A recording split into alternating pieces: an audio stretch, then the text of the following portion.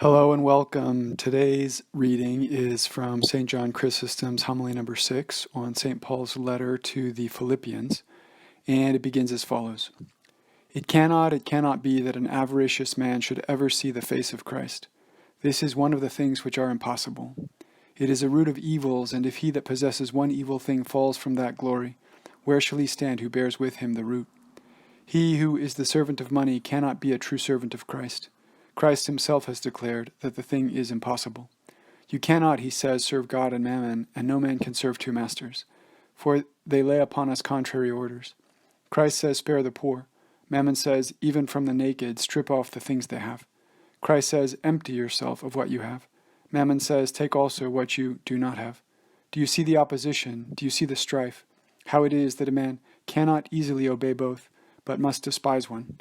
Does it even need proof? Do we not see in very deed that Christ is despised and Mammon honored? Do you not perceive how the very words are painful?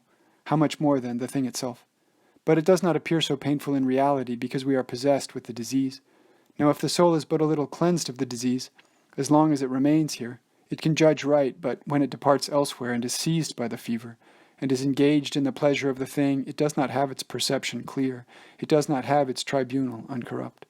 Christ says, whoever he be of you that does not renounce all that he has, he cannot be my disciple.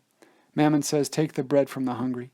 Christ says, cover the naked. The other says, strip the naked. Christ says, you shall not hide yourself from your own flesh and those of your own house.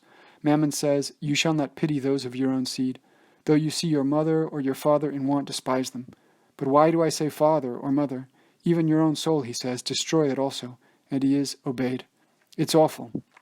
The one who commands us cruel and mad and brutal things is listened to, rather than he who bids us gentle and healthful things.